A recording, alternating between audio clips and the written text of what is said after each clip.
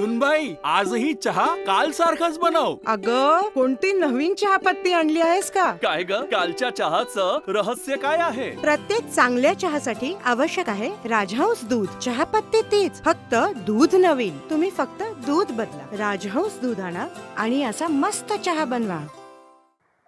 नेवासा तालुक्यातील देवसडे जेऊर येथील महिला शेतकरी संगीता परशुराम मिसाळ यांच्या जागेच्या बनावट कागदपत्रांच्या आधारे त्यांच्या शेतातील विहीर आणि रस्ता बळकावल्याचा गंभीर आरोप करत पोलीस अधीक्षक कार्यालयासमोर आमरण उपोषण सुरू केलं गेलं आहे. संबंधित आरोपींवर गुन्हा दाखल करून न्याय मिळावा अशी मागणी मिसाळ यांनी केली आहे. गेली 7 ते 8 महिन्यांपासून संगीता मिसाळ ह्या नेवासा पोलीस ठाणे तसेच पोलीस अधीक्षक कार्यालयामध्ये न्यायासाठी चक्रा मारतायत. अपर पोलीस अधीक्षक श्रीरामपूर यांच्याकडेही 2 वेळा निवेदनं देऊन अद्यापर्यंत कोणतीही ठोस कारवाई झाली नाही. उलट गुन्हा करणाऱ्यांना पोलिसांकडून अभय दिलं जातंय असा आरोप मिसाळ यांनी केलाय. तर नेवासा पोलीस ठाण्याचे पोलीस निरीक्षक वरिष्ठ अधिकाऱ्यांना चुकीची माहिती देऊन दिशाभूल करत असल्याचा आरोपही त्यांनी केलाय. ही महिला खोटी असून जमिनीच्या वादातून ॲट्रॉसिटीचा गुन्हा दाखल करण्याचा प्रयत्न करते असं सांगून आमची बाजू ऐकून घेतली जात नाही. पाण्याअभावी शेती पडीक पडली असून कुटुंबावर उपासमारीची वेळ आली आहे. 1 एप्रिलला अपर पोलीस अधीक्षकांना चुकीची माहिती दिली गेली आहे. तर 3 एप्रिलला कार्यालयातून प्रकरण शेवगाव या ठिकाणी पाठवण्यात आल्याचं सांगितलं गेलं आहे. मात्र 7 एप्रिलला शेवगाव येथे उपविभागीय पोलीस अधिकारी राजगुरू यांची भेट घेतली असता त्यांच्याकडे असं कोणतंही प्रकरण आलं नाही असं स्पष्ट केलं गेलं आहे. दरम्यान आरोपींकडून सतत धमक्या दिल्या जात असून गावातून हाकलून देण्याचं षडयंत्र रचलं जात आहे असाही आरोप मिसाळ कुटुंबानं केलाय.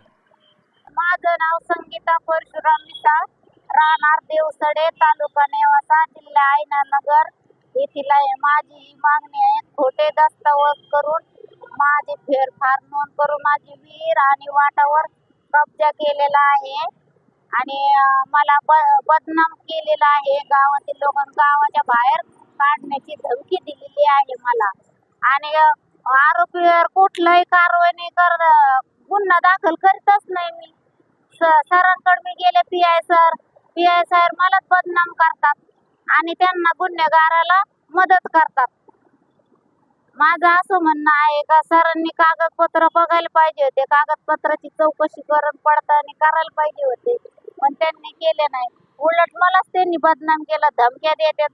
मी म्हणलं आत्महत्या करण्याची वेळ आली माझ्यावर, ते मध्ये आम्हाला धमक्या देते का? आमच्यावर खंडणीचा गुन्हा दाखल केला. मी वेळोवेळी त्यांना म्हणले एफआर द्या सर, एफआर द्या. मला कुठली एफआर दिली गेली नाही सर. एक दिवस कुकाना पोलीस स्टेशनचे पोलीस आले, ते म्हणे तुमच्या खंडणीचा गुन्हा आहे. म्हणलं आम्हाला हे द्या, म्हणलं तुमच्या नोटीस द्या. ते म्हणले आम्ही देत नाही आरोपीला नोटीस, तुम्ही पोलीस स्टेशनला या. मी गेले, त्यांनी नोटीस दिली. मी पोलीस स्टेशनला कागदपत्र घेऊन गेले, त्यांनी कुठल्या कागदपत्राची चौकशी केली नाही. उलट आरोपी आम्हाला त्यांच्या सहाऱ्यामुळे आरोपीच आम्हाला धमकी देतात, शिवीगाळ करतात. 2 गावचे लोक एकत्र येऊन, पाहुणे रावळे त्यांचे एकत्र येऊन आम्हाला गावाबाहेर काढण्याची धमकी दिली त्यांनी. माझं एवढंच म्हणणं आहे का माझे बनावट दस्त तयार करून खोटे फेरफार नोंद करून त्यांनी माझी विहीर आणि वाटाचा कब्जा मिळवला. तर पीआय सर सांगतात सिनियर साहेबांना का ही बाई जमीन मागती, ही बाई खोटं बोलती, ही ॲट्रॉसिटीचा गुन्हा दाखल करा असं म्हणते. मी पत्रात कुठंही असं म्हणलेलं नाही. मी माझ्या फक्त हक्काचं मागते. गेले 22 वर्षापासून मी गाळाचं पाणी पिते. माझी विहीर सुद्धा त्यांनी नीटनाटकी केलेली नाही. मी म्हणलं 7-12 उतार्यावर नोंद लावायला चला, तर ते एक पण नाही. गावातच लोक जमून मला दम देण्याचे, गावाच्या बाहेर काढण्याची धमकी देत. मी 7-8 महिने झाले पीआय सरांकडे मी वेळोवेळी जाऊन मागणी करते. सर तुम्ही माझं म्हणणं ऐकून घ्या. माझं 22 वर्ष झालं रेकॉर्ड तहसीलला जमा न करता लपून ठेवलं, नोटरी करून दिली गावकऱ्यांनी मध्यस्थी करून. एसपी साहेबांना मी 8 पत्र दिले, 8 पत्राचं मला कुठलंही उत्तर आलेलं नाही.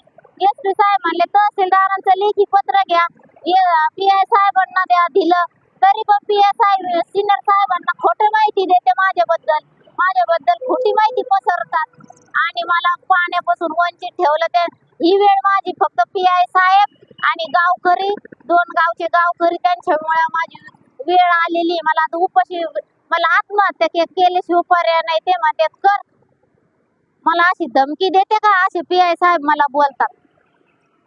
मला बदनाम केलं त्यांनी. पाहुणे रावाच्या घरी जाऊन सुद्धा मला बदनाम केलं. माझे मालक बाहेर कामाला असते, माझे मुलं शिक्षणाला बाहेर असते, मी घरी एकटे असते, मी अर्ध एक शेती पिकवते, पण 6 महिने झाले त्यांनी मला पाणी दिलं नाही. नोट मी म्हणलं तुमच्याकडे रेकॉर्ड आहे का? ते म्हणले आमच्याकडे रेकॉर्ड नाही. मग फोन सुद्धा उचले नाही, विहिरीला रिंग सुद्धा टाकत नाही. ते म्हणतात का तुझी विहीरच नाहीये, तुझा हक्कच नाही याच्यात. मी फक्त माझी एवढीच माहिती, बेकायदेशीरित्या माझा हक्क मी मागत आहे, तो हक्क मला लागतो. त्यांनी मला बदनाम केलं, गावाच्या बाहेर काढण्याची धमकी दिली. SP साहेबांना मी पत्र दिलं, 5-6 दिवस झाले पत्र दिलेलं आहे. त्याचं कुठलंही उत्तर मला आलं नाही. मी सांगितलं सर मी उपोषण करणार आहे, तरी पण कुठलंही पत्र आणलं. सरांनी सांगितलं तरी सरांनी कुठली हे केलं नाही, वाट मोकळी करून दिली. पण आम्हाला आमच्या उतार्यावर वाट आणि याच्यावर जमीन जमिनीवर विहीर नाहीये. फेरफार उतारा त्यांनी स्वतःचा पोटहिस्सा तयार केला. माझे खोटे दस्तावेज करून त्यांनी विहीर त्यांच्या नावावर बनावट सह्या केल्या त्यांनी. हे मागणी माझी. विहिरीच्या जागेचे बनावट दस्त तयार करून विहीर आणि रस्त्यावर बेकायदेशीर ताबा मिळवण्यात आला आहे. याशिवाय उलट महिलेच्या नवऱ्यावरती खंडणीचा गुन्हा दाखल केलाय. तर पोलीस आरोपींना मदत करत असल्याचा गंभीर आरोपही त्यांनी केलाय. आमच्या कागदपत्रांची सखोल चौकशी करून संबंधितांवर गुन्हा दाखल करावा आणि आम्हाला न्याय द्यावा, अन्यथा न्याय मिळेपर्यंत पोलीस अधीक्षक कार्यालयासमोर आमरण उपोषण सुरूच राहील, असा इशारा संगीता मिसाळ यांनी निवेदनातून दिलाय. Shubham Pacharne, C news Marathi, Ahilyanagar.